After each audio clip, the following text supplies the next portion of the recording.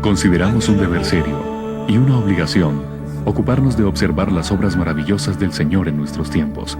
Sí, para realizar una búsqueda diligente más allá y así proclamar a nuestra posteridad algunos de los grandes actos de nuestro Dios. Robert Heming, 1630-1694. Hace algunos años, el grupo Centinela produjo un documental en video llamado Transformaciones. Enfatizaba la labor maravillosa de Dios en 4 comunidades diferentes.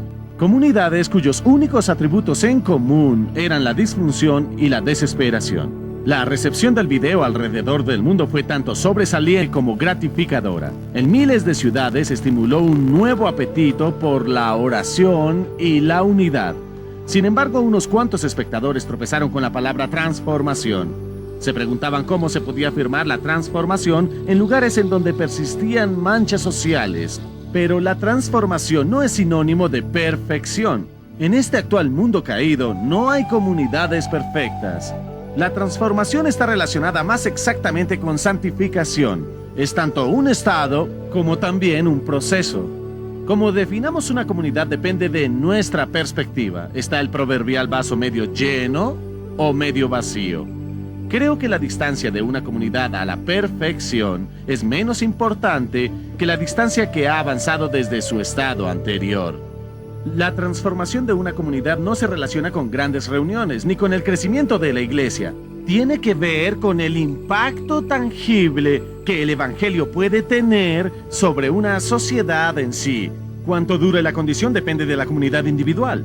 Nuestro ministerio aquí en el Grupo Centinela es sembrar semillas de esperanza, inspirar confianza en Dios y crear un anhelo más grande por su presencia. Y tengo la confianza que la presentación a continuación hará justo eso.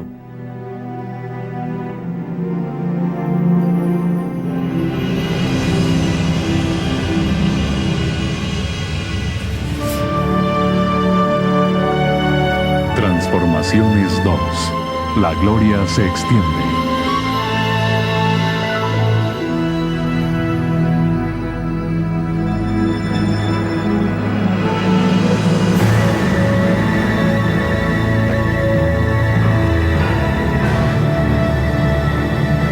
El dominio y la admiración pertenecen a Dios. El señorío y el temor están con Él. Él hace paz en sus alturas. ¿Tienen sus ejércitos número? ¿Sobre quién no está su luz? Job 25, 2, 3.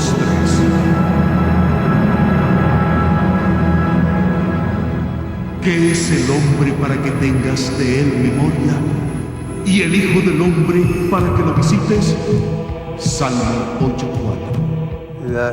Su nombre era Anguatisuac. Esto sucedió hace mucho.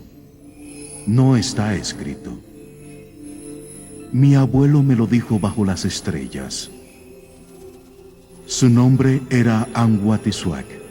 Él era el líder espiritual de nuestro clan y ayudó a nuestro pueblo, el Inuit, a formar su pensamiento. Él nos dijo cuando llegó el momento para levantar nuestro campamento y seguir avanzando. Vivíamos en el norte de la gran isla, la que los anglos llaman Baffin. Cuando el cabello de Anguatisuac se tornó como la nieve, él escuchó acerca de Dios por un Inuk que había venido del sur. El Inuk habló de una nueva creencia, de alguien llamado Yesusi. Dijo que era el Hijo de Dios. Al principio Anguatisuac no comprendió lo que escuchó, pero sintió curiosidad, pues su trabajo era explicar los misterios espirituales al pueblo. Y fue entonces cuando las cosas ocultas comenzaron a moverse en su interior.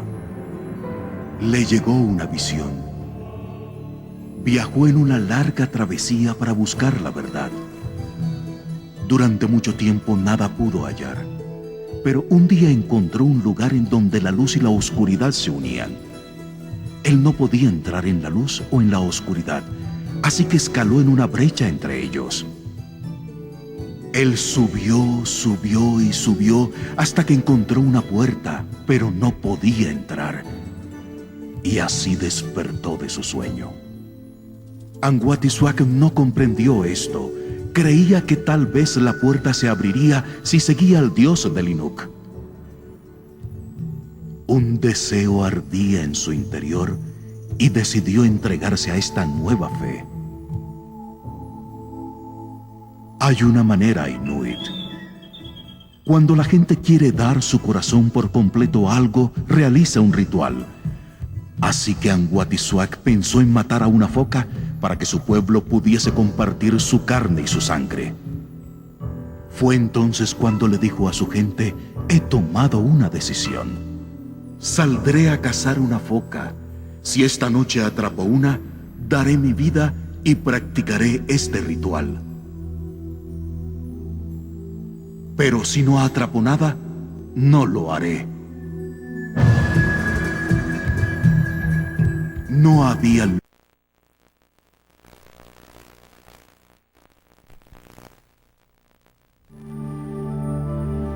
Consideramos un deber serio y una obligación ocuparnos de observar las obras maravillosas del Señor en nuestros tiempos.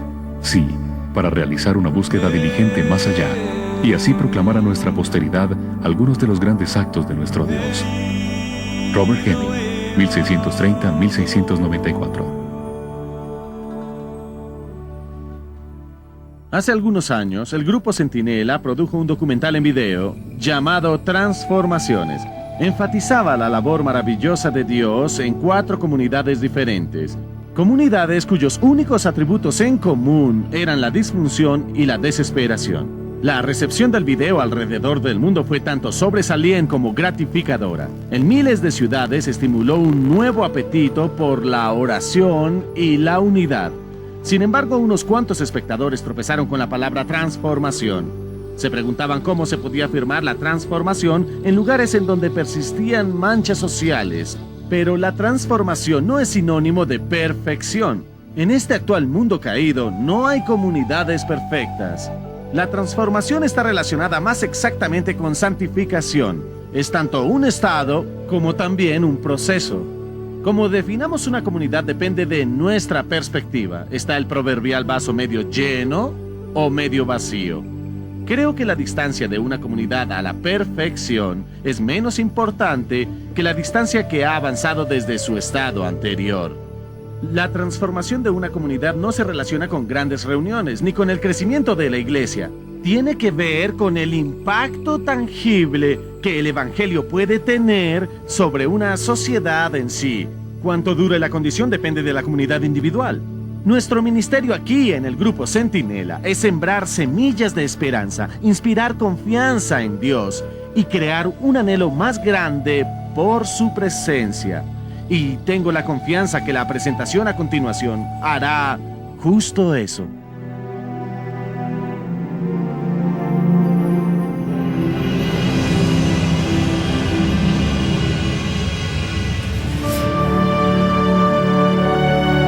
Transformaciones 2. La gloria se extiende.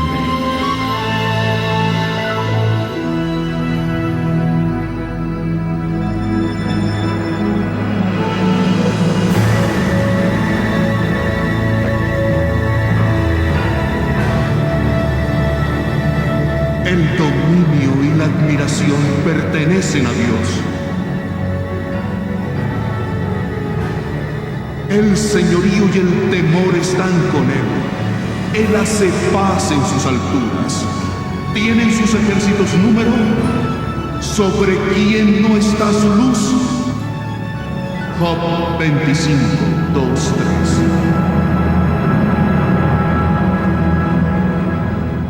¿Qué es el hombre para que tengas de él memoria? ¿Y el hijo del hombre para que lo visites? Salmo 8:4. Su nombre era Anguatisuak. Esto sucedió hace mucho. No está escrito. Mi abuelo me lo dijo bajo las estrellas. Su nombre era Anguatisuak. Él era el líder espiritual de nuestro clan y ayudó a nuestro pueblo, el Inuit, a formar su pensamiento. Él nos dijo cuando llegó el momento para levantar nuestro campamento y seguir avanzando. Vivíamos en el norte de la gran isla, la que los anglos llaman Baffin. Cuando el cabello de Anguatisuac se tornó como la nieve, él escuchó acerca de Dios por un Inuk que había venido del sur. El Inuk habló de una nueva creencia, de alguien llamado Yesusi. Dijo que era el Hijo de Dios. Al principio Anguatisuac no comprendió lo que escuchó, pero sintió curiosidad, pues su trabajo era explicar los misterios espirituales al pueblo. Y fue entonces cuando las cosas ocultas comenzaron a moverse en su interior. Le llegó una visión. Viajó en una larga travesía para buscar la verdad. Durante mucho tiempo nada pudo hallar, pero un día encontró un lugar en donde la luz y la oscuridad se unían. Él no podía entrar en la luz o en la oscuridad, así que escaló en una brecha entre ellos. Él subió, subió y subió hasta que encontró una puerta, pero no podía entrar. Y así despertó de su sueño. Anguatisuac no comprendió esto. Creía que tal vez la puerta se abriría si seguía al dios del Inuk. Un deseo ardía en su interior y decidió entregarse a esta nueva fe. Hay una manera Inuit. Cuando la gente quiere dar su corazón por completo a algo, realiza un ritual. Así que Anguatisuac pensó en matar a una foca para que su pueblo pudiese compartir su carne y su sangre. Fue entonces cuando le dijo a su gente: he tomado una decisión. Saldré a cazar una foca. Si esta noche atrapo una, daré mi vida y practicaré este ritual. Pero si no atrapo nada, no lo haré. No había luna ni estrellas aquella noche, solo nubes pesadas. Así que Anguatisuac sabía que sería difícil encontrar una foca, pero él quería hacerlo. Salió al océano helado para buscar un hueco de foca. Aún en la oscuridad encontró uno, pero la foca no estaba allí. Tuvo que esperar. Hacía mucho frío, así que construyó una pequeña pared de hielo para protegerse del viento. Después se sentó y preparó su arpón para asestar a la foca. Cuando la foca no apareció, se durmió. Mientras Anguatisuac dormía, llegó el sueño de nuevo. Lo sintió cuando su cabeza se le hizo pesada y despertó. Cuando abrió sus ojos, miró por el hueco. Había algo diferente. Él se dio cuenta que podía ver su sombra, algo muy extraño en una noche de invierno y sin luna. De repente, la zona comenzó a iluminarse más y más, y entonces los vio. Anguatisuac vio tres seres que parecían tener alas. ¡Alas! Descendían entre las nubes. No hablaron, pero Anguatisuac sabía por qué habían venido. En cuanto se fueron, una foca salió del hueco. Anguatisuac le metió el arpón y la arrastró de vuelta al campamento. Todos dormían aún. Más tarde salieron de sus tiendas e iglúes y compartieron esa foca. Fue entonces cuando Anguatisuac y su gente comenzaron a seguir a Yesusi. Muchos años más tarde los visionarios vinieron y nos contaron la historia acerca de Dios y su Hijo, como está escrita en el gran libro. Y supimos que así era. Todos somos, Él es, yo soy, descendientes de Él. Cercano está el Señor a todos los que le invocan, a todos los que le invocan de veras.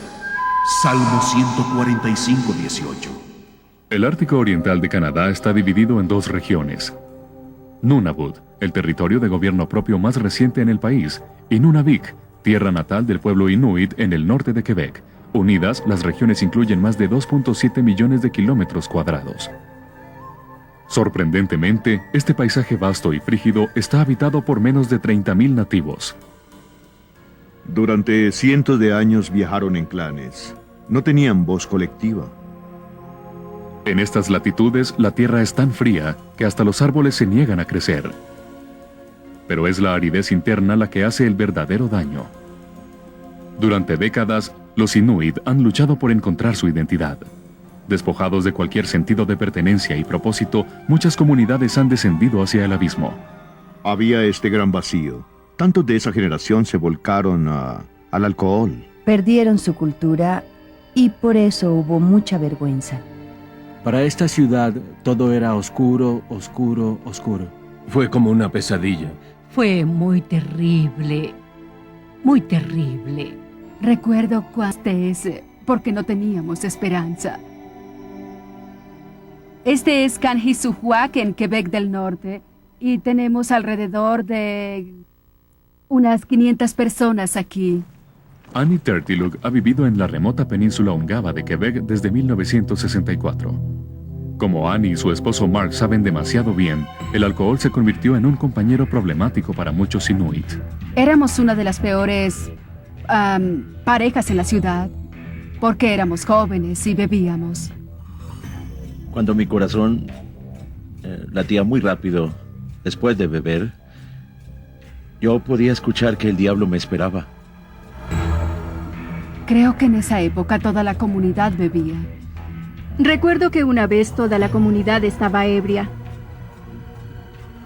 Cuando recibíamos juntos nuestra bebida en la comunidad, se oía a la gente gritar. Perdí a mi hermano debido al alcohol. Gente gritando aquí. A muchos amigos. Gente peleando aquí. Destrozaba mi vida. Era muy malo.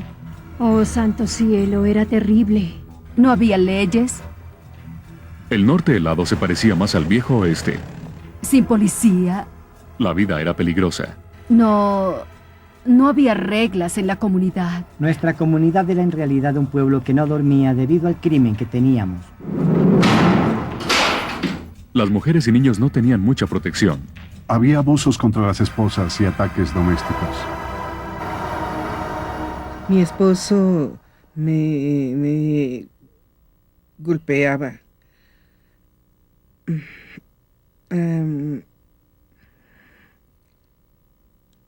Fue un tiempo difícil.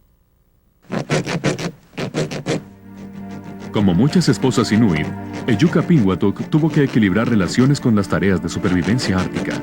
No ha sido fácil. Me convertí en cristiana mientras él cazaba y me golpeó por eso. Los abusos sexuales eran otra consecuencia del siempre presente alcohol. La hija de Ejuka, Alicia, recuerda el temor que se manifestaba en cada mujer joven. Todos teníamos que protegernos muy bien del abuso sexual. Cuando era joven fui violada. Ese hombre estaba ebrio. Y después que ocurrió eso, ya no me gustaban los hombres. Fue terrible. Mi vida era terrible. Las heridas eran profundas. Y con frecuencia se abrían de nuevo.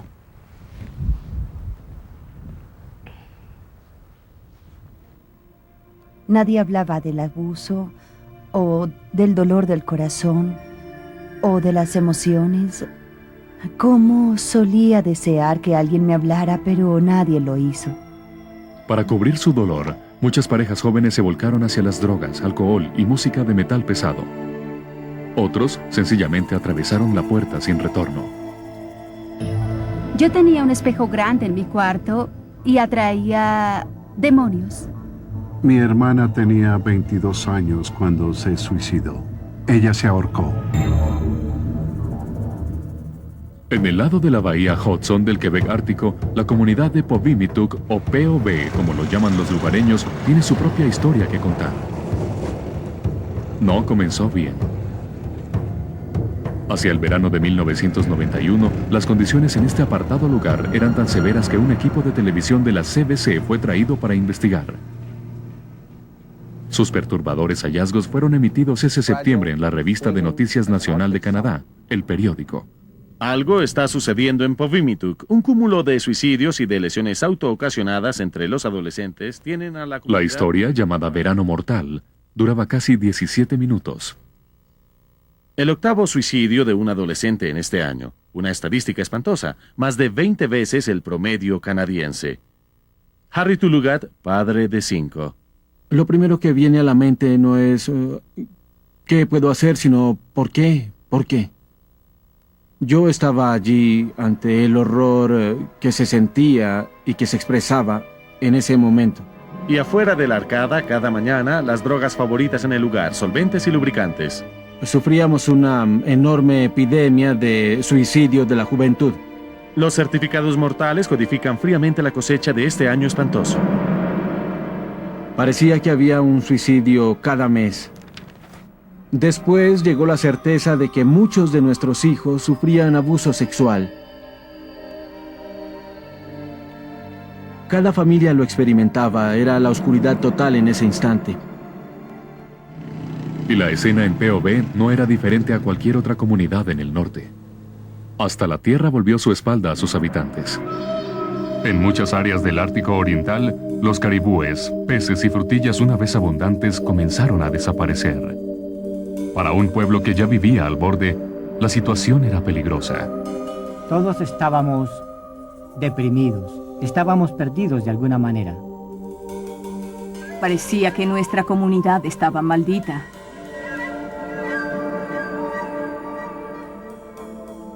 Mientras parecía a algunos que Dios había abandonado a los descendientes de Anguatisuac, en realidad era Dios que buscaba restablecer la relación. 60 años después de que Dios revelara su gloria a Anguatisuac, Él envió un segundo emisario al Ártico Oriental. Y este tenía el nombre de Canónigo John Turner. Recibió su Biblia cuando estaba en la universidad. Las notas que John Turner dejó en su Biblia son reveladoras. A menos que un hombre deje subrayado todo lo que tiene, no podrá ser mi discípulo. Turner comenzó su ministerio en medio de los Inuit, a finales de la década de los años 20. Bajo la providencia de Dios, su tarea le llevó a las playas mismas en donde Anguatisuac había conducido a su pueblo a una nueva alianza. Solo 2 instituciones precedieron la llegada de Turner a Pond Inlet: la Real Policía Montada de Canadá y la Compañía de la Bahía Hudson. Pero la pequeña comunidad se convertiría en una importante bahía espiritual. Cuando lo conoció, Joan Hobart estaba viviendo en Inglaterra, la ciudad natal de John Turner. Él estaba con permiso militar en casa y compartió en su iglesia. Sus historias del Ártico eran fascinantes. Como joven estudiante de la Biblia, Joan admiraba a este hombre de Dios. Mi amigo dijo, creo que está interesado en ti. Yo dije, no es un misionero de mucha experiencia. Pero él estaba interesado. Él dijo, vendrías y me acompañarías en la vida allá, y yo dije sí. Sin embargo, los misioneros a bordo dijeron no. La vida en el Ártico era demasiado dura y no era lugar para una mujer. John regresó sin ella. Joan esperaría con fervor. Pasaron 3 años sin una sola carta proveniente del norte. Entonces, un día, un telegrama. Permiso otorgado.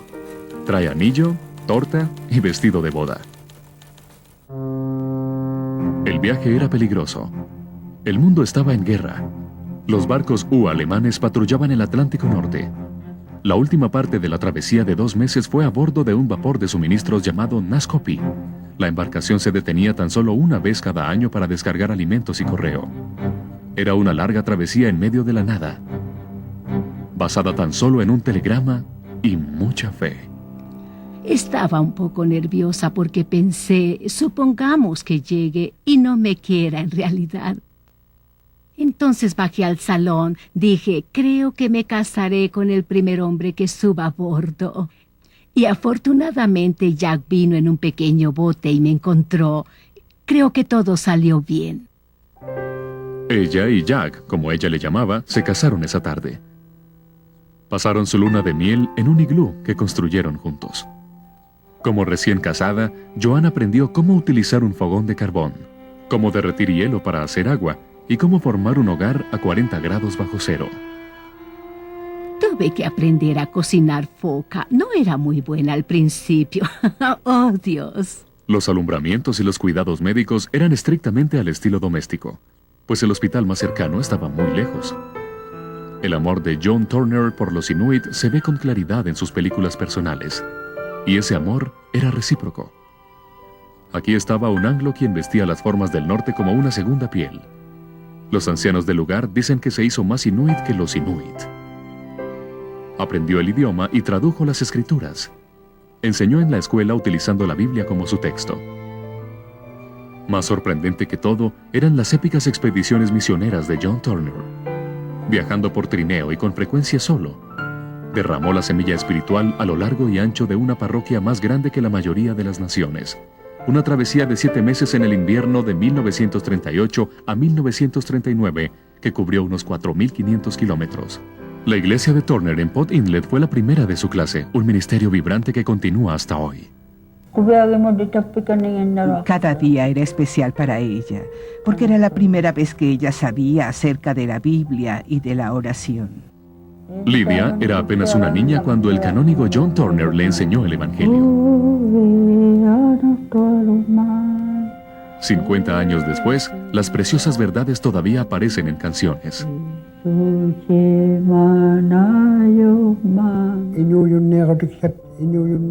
Cornelius Nutugag creció con recuerdos de una próxima gloria. John solía decirnos, hay vida después de la muerte. Es muy hermosa y se llama cielo. Turner era el hombre de Dios en el Ártico, pero el cielo del que predicaba no se encontraba tan lejos. El rifle se disparó y cayó hacia atrás. Al regresar de un viaje de cacería, vio a un niño que luchaba con una pesada carga de hielo. Cuando se agachó para ayudarle, su rifle se resbaló de su hombro y se disparó. Entró por aquí hasta la parte atrás de la cabeza. El esfuerzo para llevar a Turner a un hospital llegó a las primeras planas internacionales. Soldados llevando medicinas saltaron en paracaídas para estabilizar al ministro mal herido. A medida que la parálisis comenzaba, Joan era la enfermera de John día y noche, bañándolo, volteándolo, aplicándole inyecciones. Ella tenía 2 niños y un embarazo de casi 8 meses. Pasarían semanas antes que el hielo pudiera soportar el aterrizaje de un avión de rescate. Los soldados inquietos y hambrientos eran ahora un peso más para Joan. Llegué donde Jack y le dije, no puedo hacer esto más, estoy agotada. Creo que comencé a llorar y él dijo, bueno, son mis huéspedes, debemos hacer lo que podamos por ellos. Cuando John Turner no tenía nada más que dar, daba un poco más. Los Inuit en medio de su llanto rodeaban a los Turner mientras se dirigían hacia el lago helado.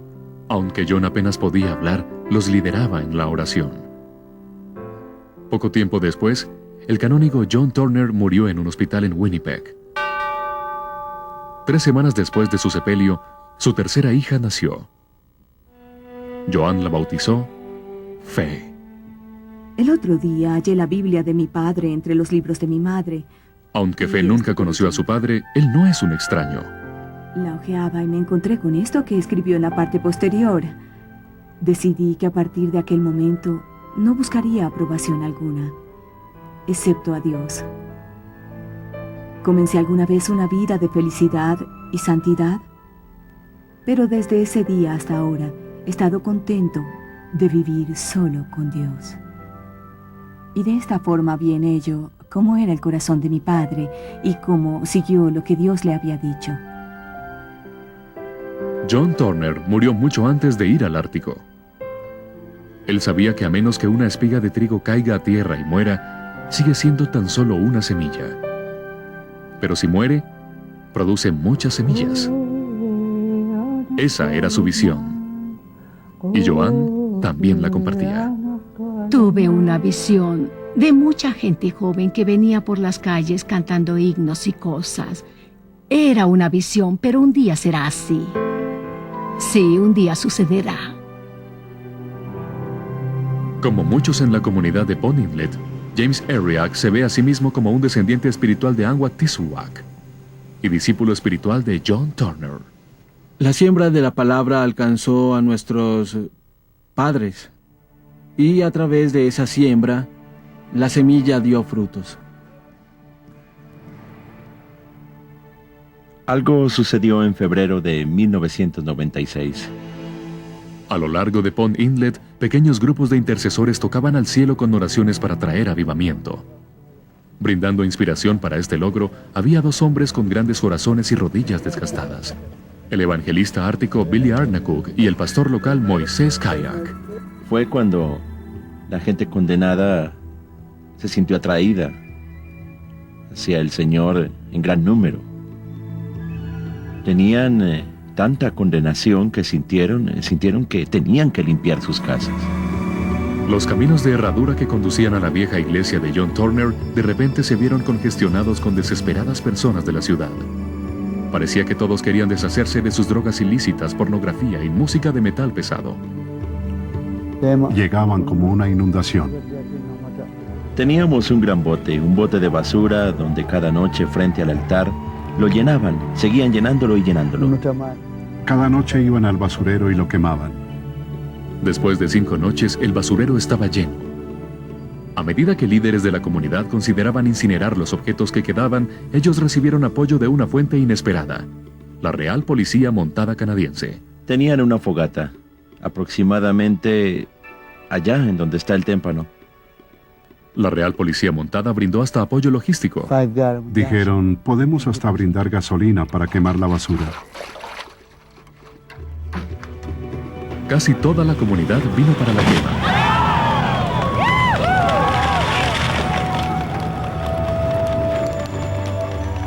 De acuerdo a la Real Policía Montada, el valor de los objetos ilícitos destruidos durante este evento fue sorprendentemente de $80,000 a $100,000.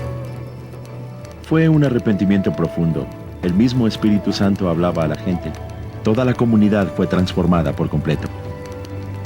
El fuego que quedó después de esa importante ocasión dio calor a los corazones por muchos meses después, pero también esbozó un fuego todavía no encendido. Un fuego tan especial que se hablaría de él a medio mundo. Sucedió en mitad del invierno el 28 de febrero de 1999. Los creyentes se habían congregado durante una semana de reuniones de avivamiento en la iglesia anglicana. Hambrientos por Dios y atribulados por nuevos reportes de uso de drogas en la comunidad, decidieron agregar un servicio especial para la juventud el domingo por la tarde. Entre quienes lideraban esta reunión estaban el pastor Moisés Kayak y sus colegas del ministerio Joshua y James Ariak, todos nietos del portador original de la antorcha, Anguatishuac. Se ofreció una invitación para los jóvenes que sintieron que querían acercarse a Dios. Louis Ariak, líder de la congregación, oraba por la juventud que se había reunido alrededor del altar. Me sentí tan cerca de Dios.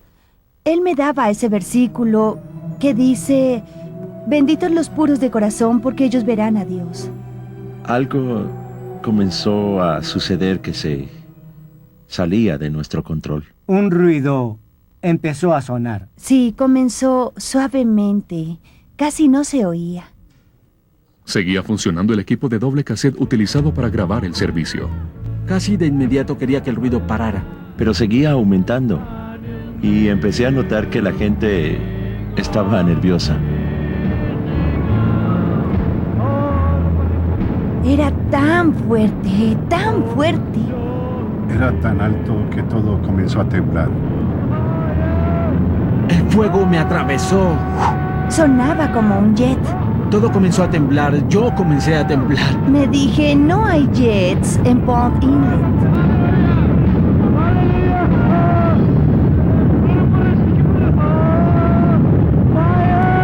Por eso también se estremece mi corazón y salta de su lugar. Oíd atentamente el estrépito de su voz y el sonido que sale de su boca. Job 37, 1, 2.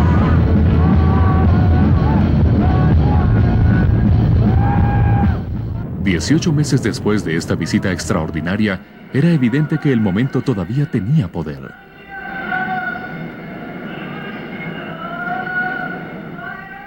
Cada vez que pensaba en ello, me sentía muy humilde.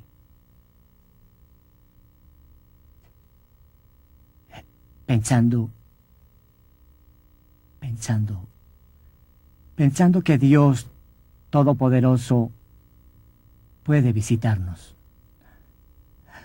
Oh, Dios. Cuando el pastor Moisés Kayak escuchó por primera vez el rugido grave, se acercó al panel de control de sonido de la iglesia para ajustar los controles. Probé esto, aquello y no se detuvo. Cuando todos estos esfuerzos fallaron en corregir la situación, él rápidamente se volvió hacia el control principal. Cuando esto también falló, cerró el sistema por completo. Sin embargo, el sonido y la grabación continuaban. No ha debido grabarse. Es solo por el milagro de Dios. Él se sintió completamente humilde, al punto en que quería continuamente presentarse ante Dios, arrodillarse y a través de la oración, pedir limpieza del corazón para ser puro para Él.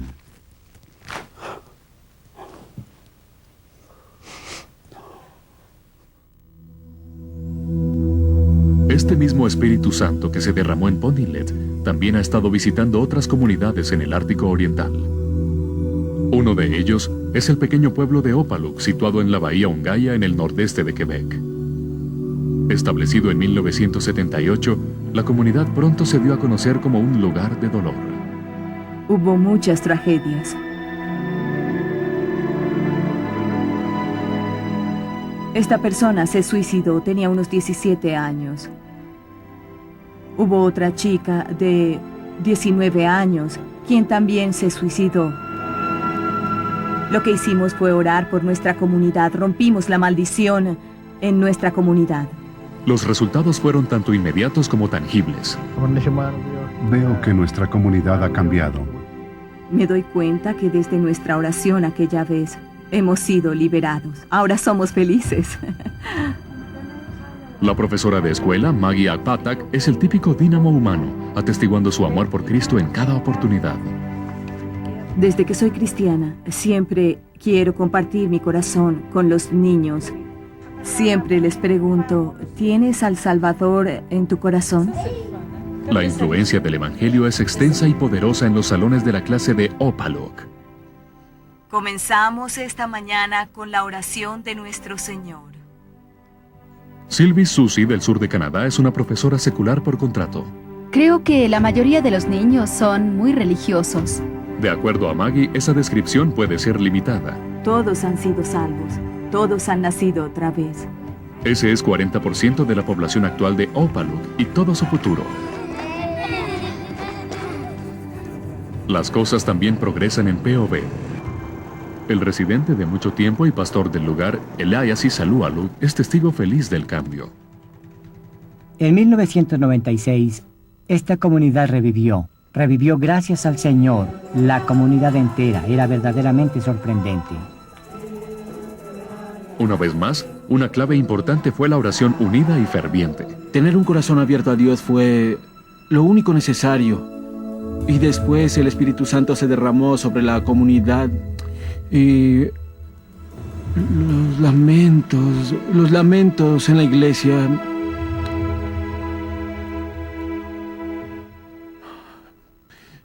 El dolor.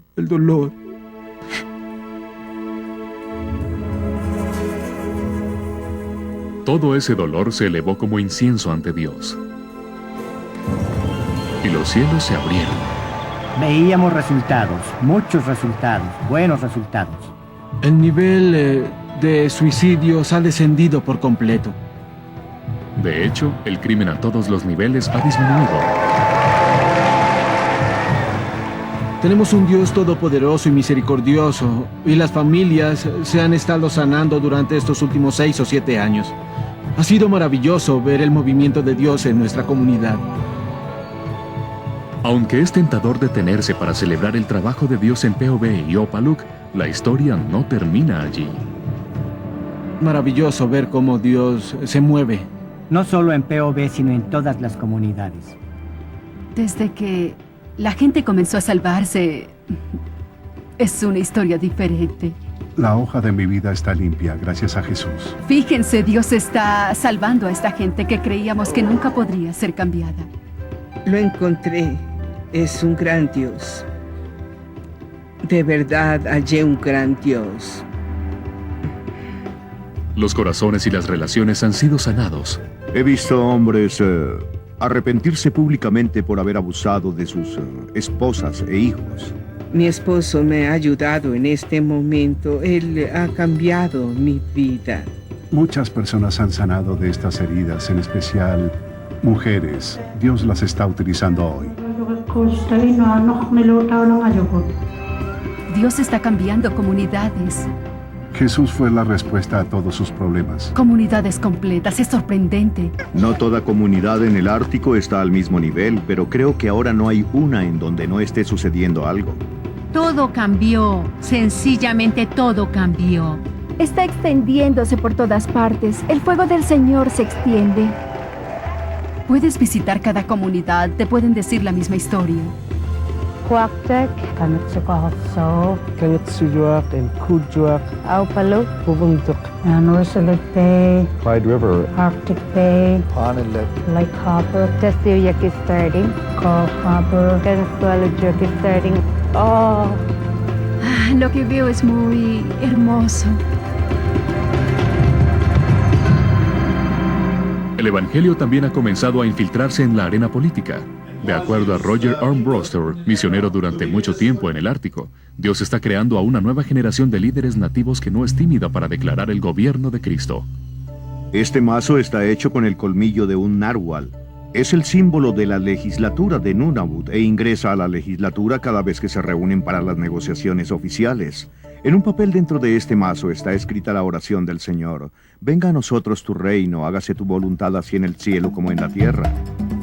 Algunos alcaldes han abierto sus cámaras de consejo para reuniones de oración 2 veces a la semana. Ellos saben que esta reunión sin Dios no será buena, así que Él siempre está incluido en todo. Como dice la Biblia, cuando los justos gobiernan, el pueblo se regocija. Dios ha tocado a la tierra misma. La tierra ha comenzado a producir y a ser productiva.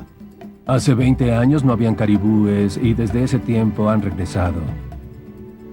Hasta los peces en los lagos comienzan a aumentar y la tierra está comenzando a producir pequeñas plantas. Estamos tan bendecidos.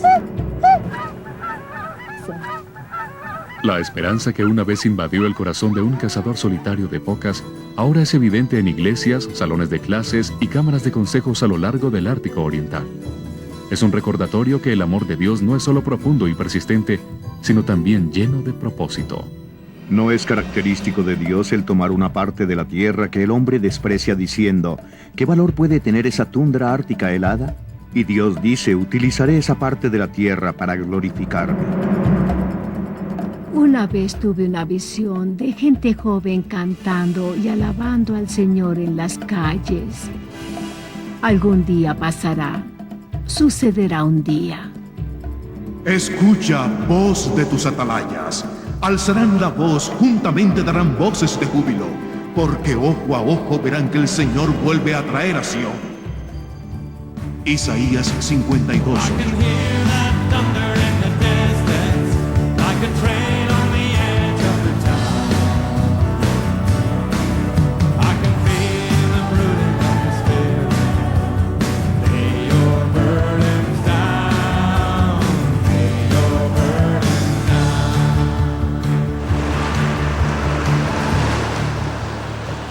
El avivamiento no es solo bíblico, se cree en el avivamiento porque es histórico. Dios lo ha hecho en la historia y como es comunal, cambia a las comunidades. Y como es práctico, cambia a la gente, renueva a la gente. Y como es espiritual, cambia todo el tono espiritual eliminando el pecado y el crimen. Por supuesto que es lógico que todo esto suceda. Puesto que el avivamiento es histórico, hay lecciones, hay principios, hay verdades para ser recobrados. La transformación social a un nivel regional es inusual, pero no es una aberración. Como lo revela la historia, ocurrirá cuando quiera y donde quiera que se le dé espacio al Espíritu de Dios. Al igual que el Ártico, las lejanas Hébrides de Escocia resuenan con historias de lo sobrenatural. Y al igual que en el lejano norte, esta armada rocosa y azotada por el viento parece un lugar poco probable para ser visitada por Dios. Sin embargo, los cielos se han proyectado sobre esta antigua tierra con una regularidad sorprendente. Estas visitaciones han sido llamadas avivamientos, pero son diferentes a cualquiera que alguno de nosotros haya experimentado. Los anales de la historia registran reuniones de 9.000 personas, pero eso es difícil de asimilar, pues solo habían 12.000 habitantes en la isla. En 1949, la presencia de Dios descendió una vez más, esta vez en la parroquia de Barbas. El alivio era plenamente necesario, pero no llegó fácilmente. El orgullo religioso y el legalismo habían creado divisiones profundas dentro de la iglesia. Algunos clérigos se negaban a creer que Dios pudiera hacer un trabajo grande y que Él mismo no comenzara con ellos. Cuando el alivio llegó, ellos se opusieron amargamente a Él. Hubo enorme oposición de parte de la denominación más grande en la isla. Mary Peckham era una adolescente cuando se inició el avivamiento, pero todavía puede recordar la frescura espiritual que lo precedió. La temperatura espiritual en la isla antes del avivamiento era religiosa, pero ciertamente no animada. Era un invierno espiritual. No todos estaban dispuestos a aceptarlo. El avivamiento es algo que, cuando se ha experimentado, siempre se quiere ver de nuevo. Donald John Smith, piadoso asistente de un almacén y convertido durante la época del avivamiento, recuerda cómo los intercesores del lugar comenzaron a trabajar. Las personas oraban todo el tiempo por este avivamiento. Oraban en los graneros. Se escuchaba la oración. Entre los más fervientes de estos guerreros de la oración se encontraban 2 hermanas de mayor edad, una de ellas casi ciega. Oraban varias veces a la semana por el avivamiento, con frecuencia tarde en la noche. Estaban absortas con la promesa de Isaías 44. Porque yo derramaré agua sobre el sequedal y ríos sobre la tierra árida.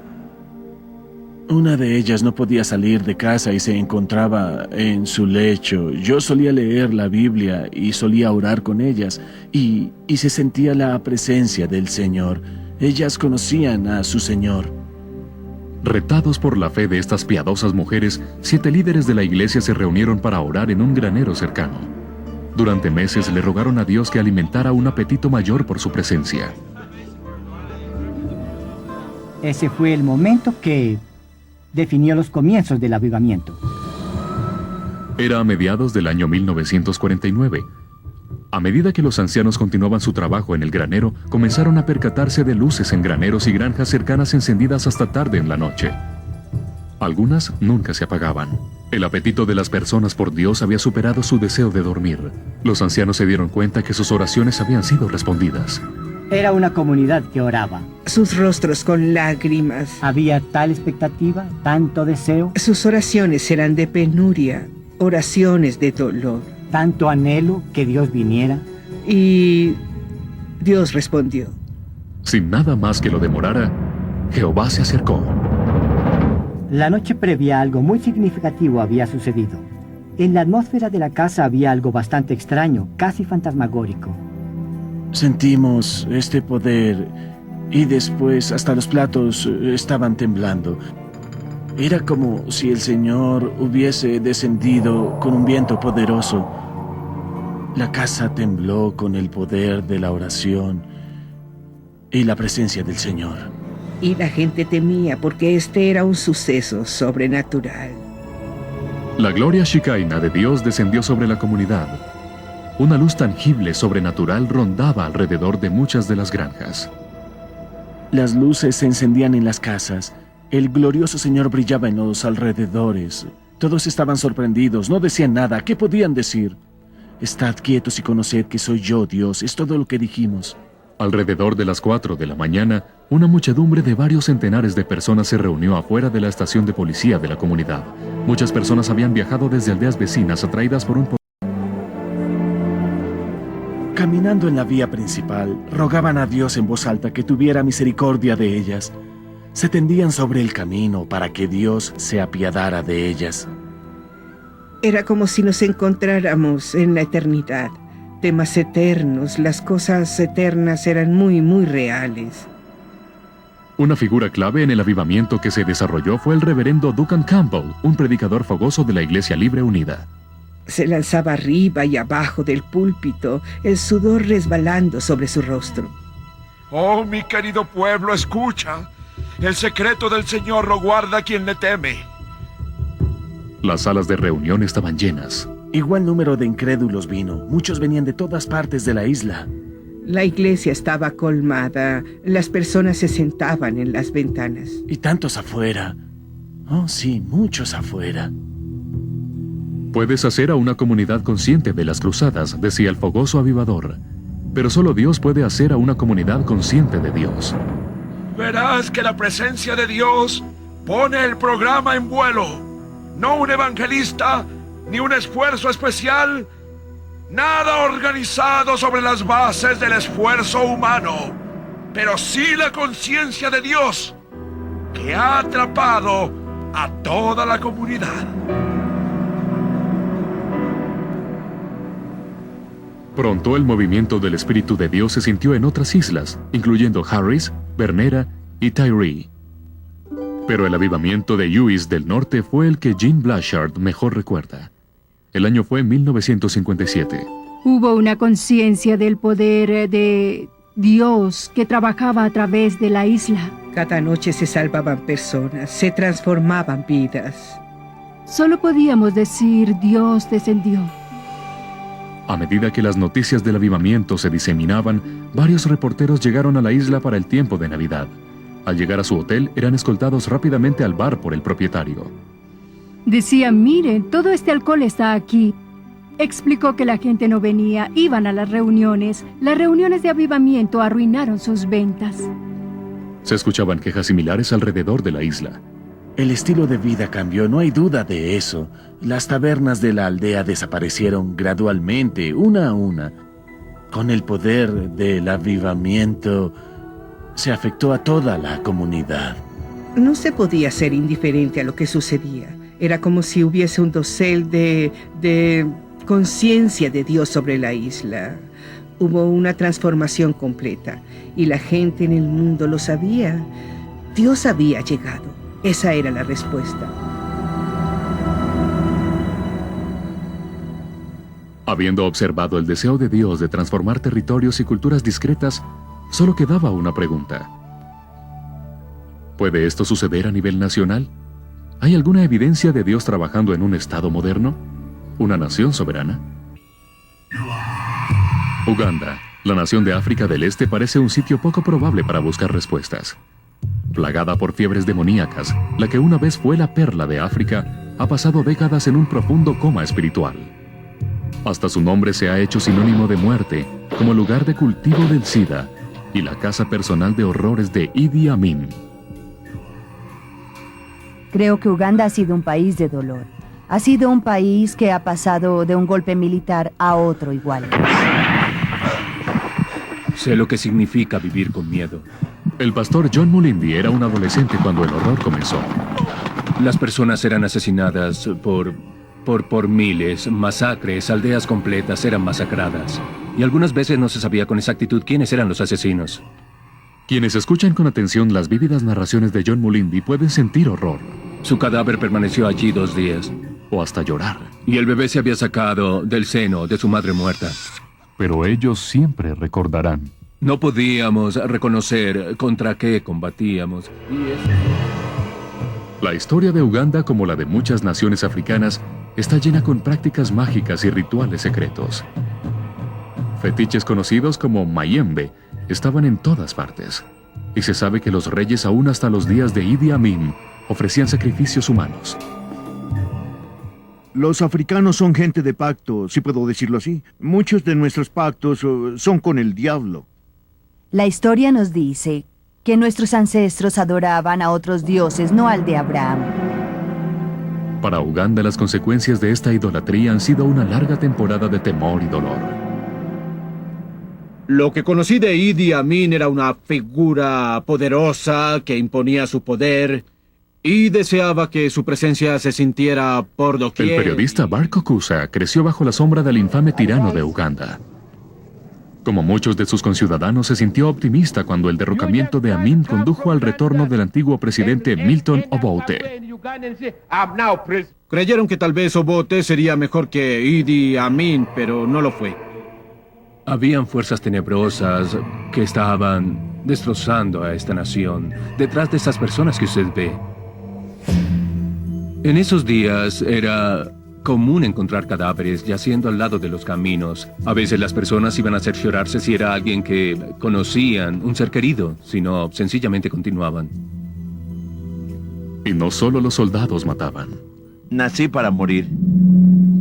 El pastor Jackson Senyonga tenía tan solo 3 meses de edad cuando su madre lo arrojó en la basura. Y mi abuela me recogió.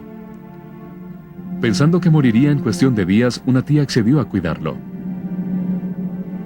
Pero el niño vivió, aun si tan solo para revivir el dolor. Mi padre fue asesinado en el 79 durante Idi Amin. Y en el funeral fue cuando vi el rostro de mi madre en una foto. Nunca una carta, nunca una foto, nada. Y yo ya era un adolescente.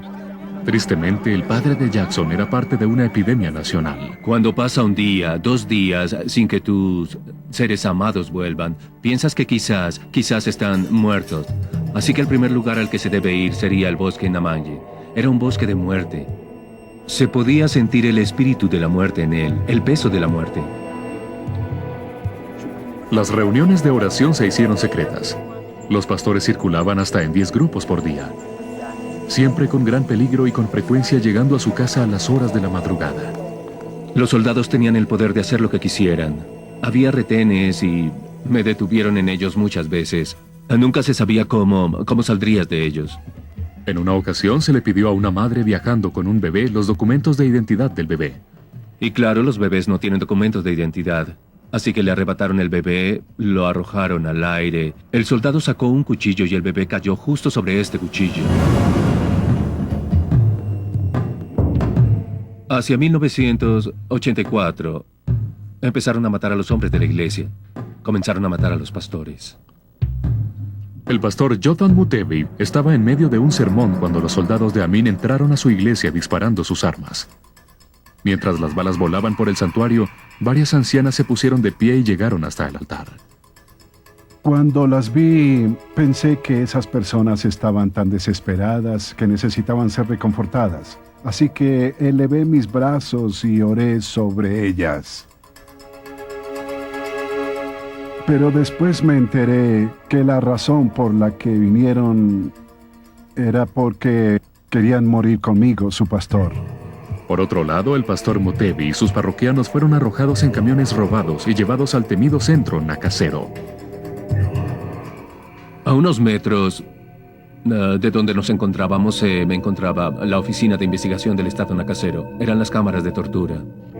El sadismo y violencia eran insoportables.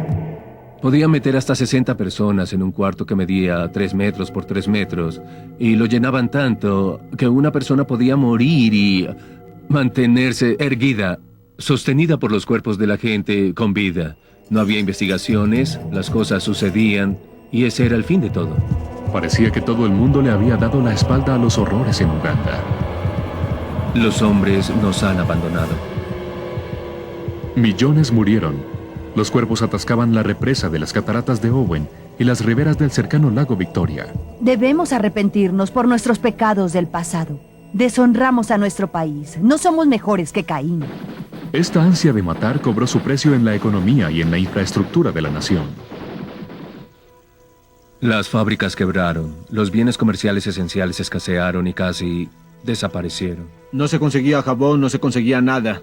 La ciudad estaba sucia y casi todos los edificios se dañaron. La moral de la gente estaba tan lesionada que no se podía conseguir que se hiciera nada sin tener que pagar por ello. Y cuando parecía que las cosas no podrían empeorar, lo hicieron. Esta vez las noticias fueron entregadas por la Organización Mundial de la Salud. Se predijo que para 1997 el SIDA sería tan común en Uganda que 1/3 de la población habría muerto. El doctor Patrobas Mufubenga es un médico eminente que trabaja con el Instituto Nacional de Salud de Uganda. En ese tiempo todos estábamos desesperados por la pérdida de nuestros seres queridos. Uganda ha estado clamando a Dios, como la voz que se escuchó en Ramah, mujeres llorando por sus hijos.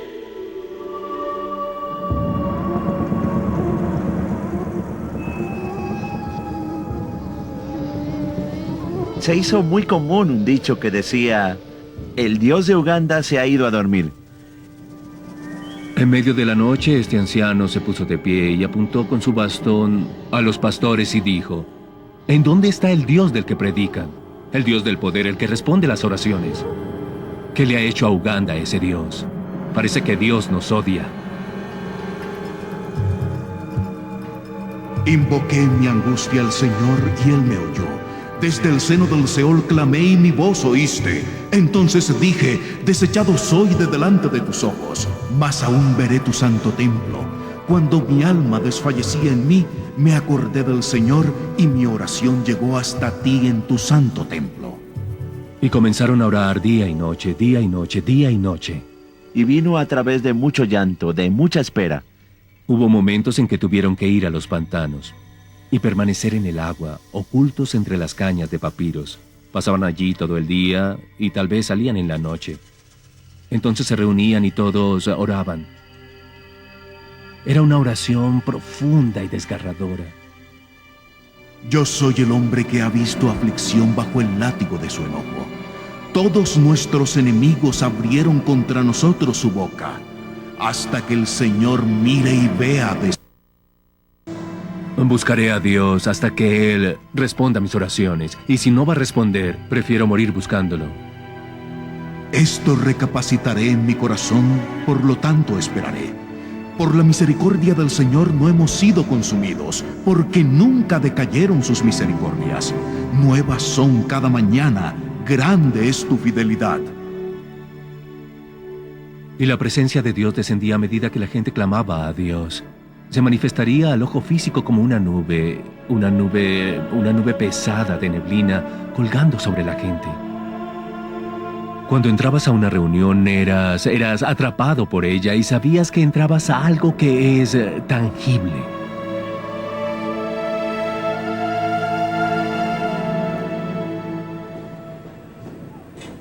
Hace 15 años, este era uno de los lugares más peligrosos en toda Uganda. Esta comunidad era conocida como el Beirut de Kampala, porque bajo el régimen de Milton Obote, soldados indisciplinados utilizaban las casas y almacenes en esta zona como práctica de blanco. La desesperanza colgaba sobre esta comunidad como una frazada mojada.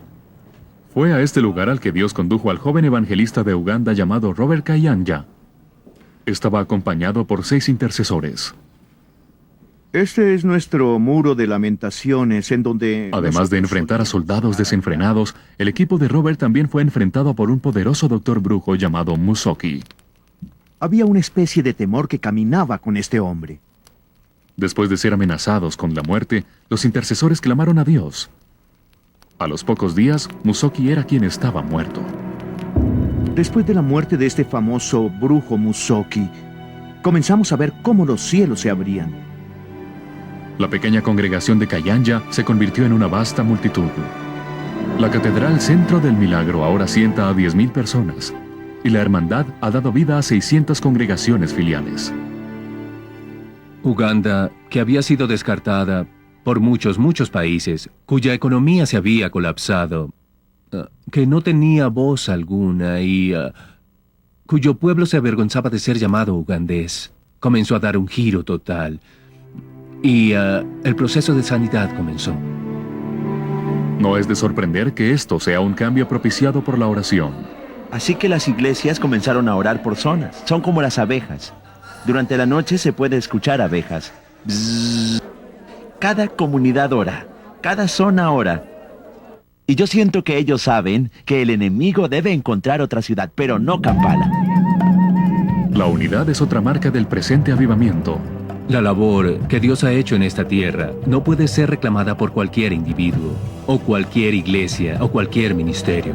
Reuniones de pastores de la ciudad son comunes. Dios nos llama a que nos reunamos, a que oremos juntos, a alabarlo juntos. En verdad está sucediendo que Dios está uniendo a nuestras iglesias. Para hablar entre nosotros, para apreciarnos mutuamente. Lo que trato de hacer es ir con personas que en verdad aman a Jesús, que predican la palabra de Dios. Algunas veces me encuentran en iglesias pentecostales. Yo casi no voy allí.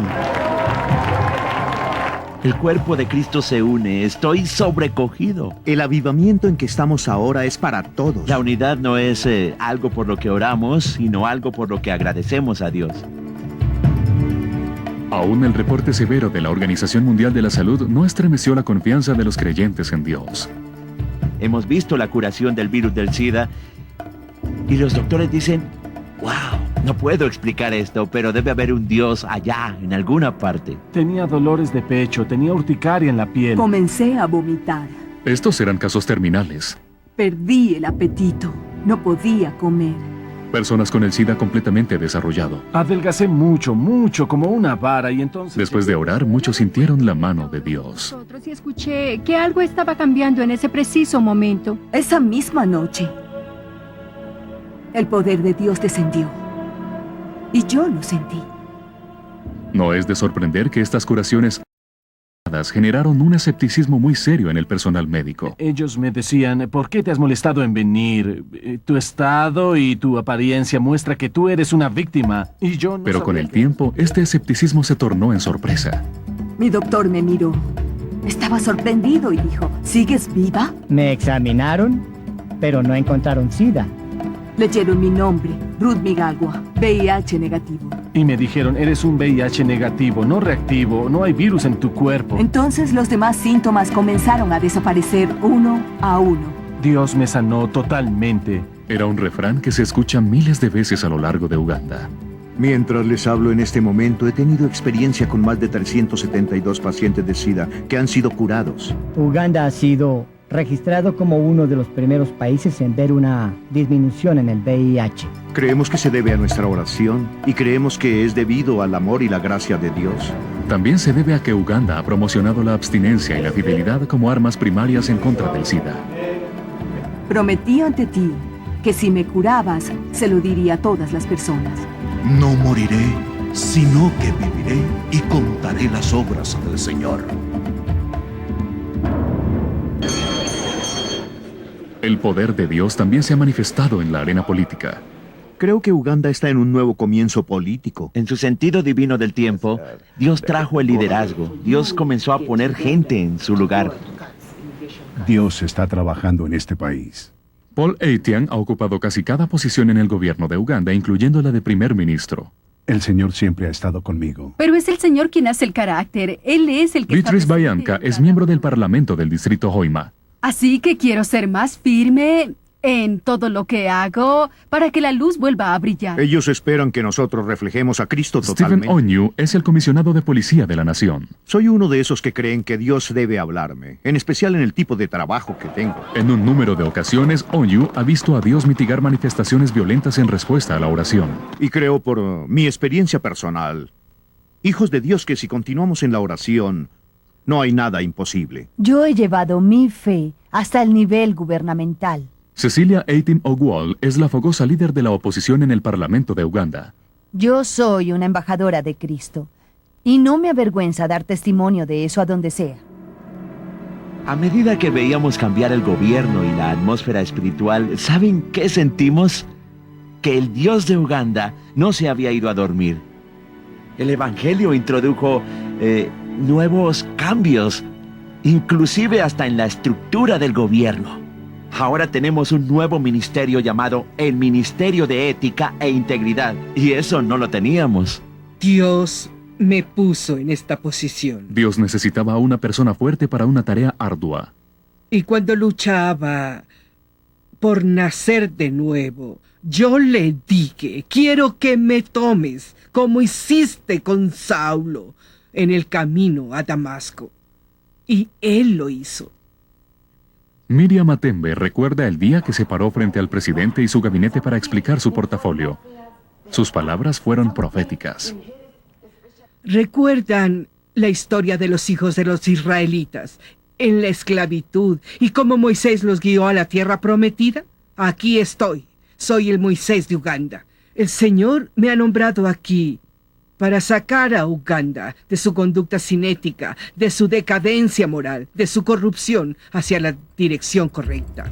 Como puente del río que una vez llevó al joven Moisés a su destino, Uganda está de nuevo camino a la historia. Y la travesía en ninguna parte es más evidente que en el plan agresivo del gobierno para construir ética e integridad en los empleos públicos. Sabía que la batalla era muy dura y difícil, pero el Señor está conmigo. Hoy hay mucha corrupción en Uganda. Pero si vemos atrás, ¿cómo era hace unos 15 años? Es algo incomparable. La juez Julia Sebutendi es una fiscal especial nombrada por el presidente, una cristiana ferviente. Su reputación libre de corrupción ha traído nueva energía y credibilidad a su campaña. Ha sido un impacto para toda la nación. La gente ha temblado, aún los más importantes. Estos archivos están llenos para refrescar nuestra memoria. Ella es lo que es porque nació de nuevo, porque ha defendido su terreno. Ver que hoy las personas regresan al lugar de integridad es sorprendente. Hemos visto a Dios hacer grandes cosas. Hasta el promedio de crimen ha descendido en un 50%. No es sorprendente que esta nueva actitud tenga un efecto en la economía nacional. Mientras las cosas siguen siendo duras, hay señales positivas por todas partes. Se había anunciado que la economía colapsaría y no ha colapsado, sino que se ha ubicado entre las 3 de más rápido crecimiento en África. Y las iglesias de Uganda crecen aún con mayor rapidez que su economía. Y pasamos de 7 personas a 2,000 personas en tan solo 2 semanas. Nada mal para un joven que una vez fue arrojado a la basura. Hoy es sorprendente. Hemos tenido 5 servicios el domingo en la mañana y nuestro promedio es de 20,000 personas. Y hoy les digo, nuestra iglesia no es la única iglesia que Dios hace crecer. Hay avivamiento. En nuestras iglesias hay avivamiento. Eso es lo importante. Cada día en Uganda se inicia una nueva iglesia o un ministerio. Una vez que nos hayamos liberado del pecado de nuestro pasado, entonces debemos enfocarnos en el propósito de Dios.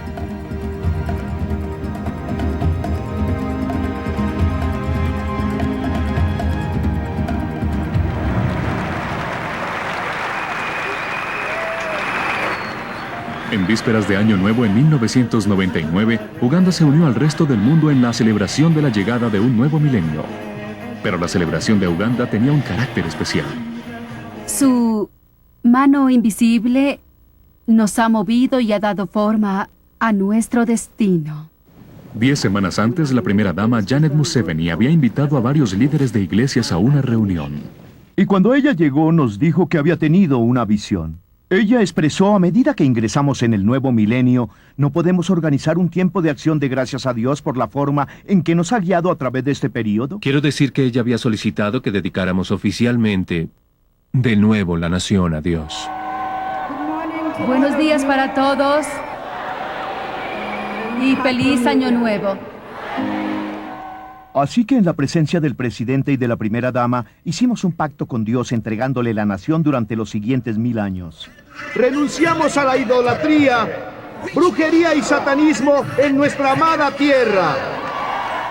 La alianza, que incluía las firmas del presidente y de la primera dama, era sorprendentemente explícita. Somos conscientes de haber puesto a otros dioses antes que a ti, Señor, y que los hemos adorado. Se leía como un pasaje del Antiguo Testamento. Hacemos un pacto por nuestra nación Uganda, para los propósitos de Dios y del Señor Jesucristo. Amén.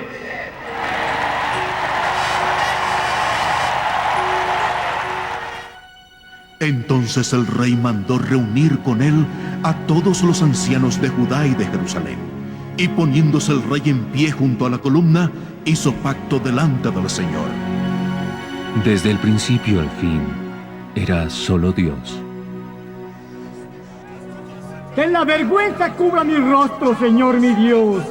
Vergüenza y reproche. Que el Señor cubra mis manos.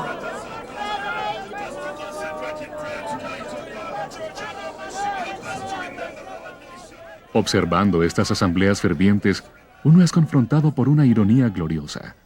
Dictadores trataron una vez de destruir la fe de la nación, evitando que la gente entrara a las iglesias. Los edictos y candados tan solo sirvieron para recordar a los creyentes que la iglesia nada tiene que ver con edificios.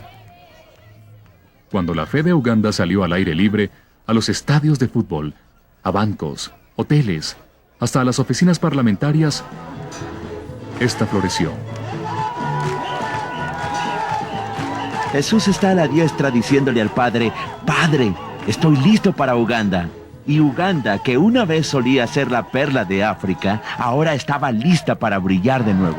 Es sorprendente para personas que vivieron en ese momento ver lo que está pasando ahora. La vida ha llegado. Hay un nuevo rey que reina sobre la nación de Uganda. Uganda como nación está lista para Dios. Es sorprendente. En verdad es un milagro. Nadie puede negarlo. No hubiera sido posible de no ser por el Señor.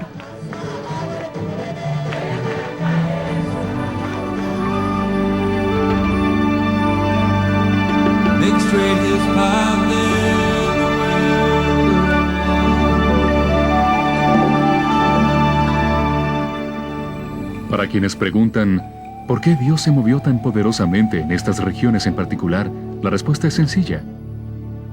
Fue invitado. Creo que para que un espíritu de avivamiento funcione en un país, debe ser invitado. Y la gente debe querer tener ese espíritu. Es la clase de deseo que anhela profundamente al Señor. La gente está orando. Busca a Dios con la certeza que la venida de Dios a nosotros es la única forma para salir del desastre. Que Dios limpie la sociedad. Que Dios haga todas las cosas nuevas. Si se humillare mi pueblo, primero debemos ser humildes bajo la mano poderosa de Dios. Si se humillare mi pueblo, solo podemos mover el espíritu con nuestra oración. Que haya oración en cada área de la tierra, en cada ciudad, en cada aldea, en cada iglesia.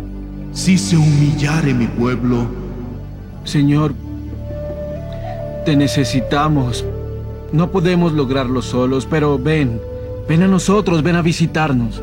Si se humillare mi pueblo, hay un precio a pagar por el avivamiento, la oración, las lágrimas de arrepentimiento.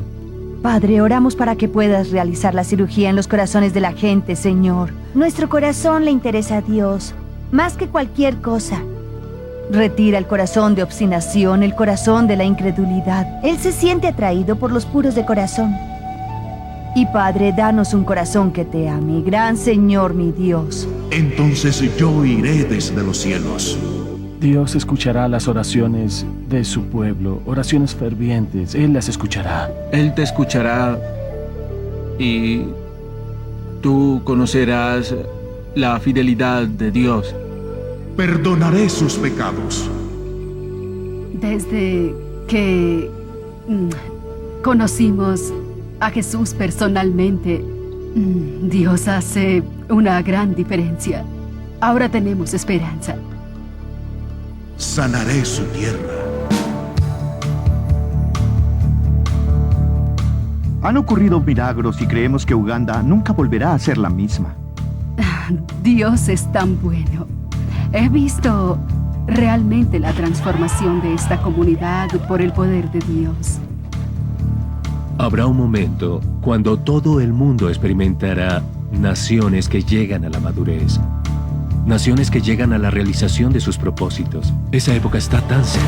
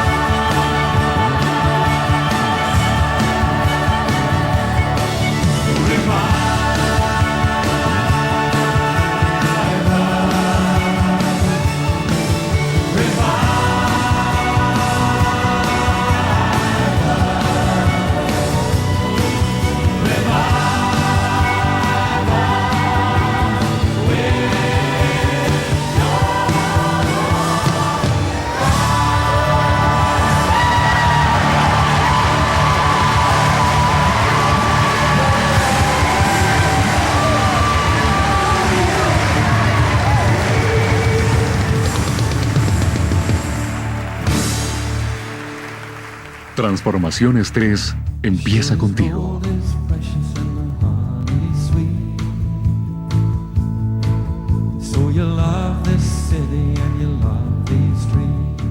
Dios prometió en su palabra que en estos últimos días Él derramará de su espíritu sobre toda carne.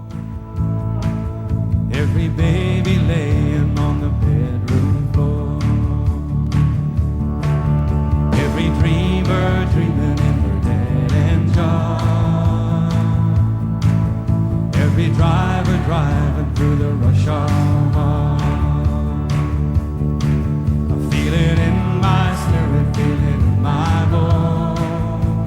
Cuando ores, no retrocedas.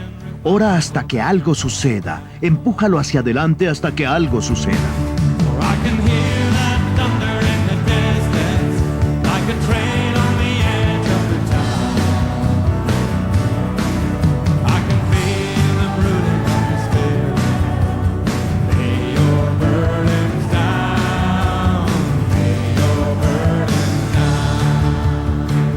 El mensaje es: no duermas.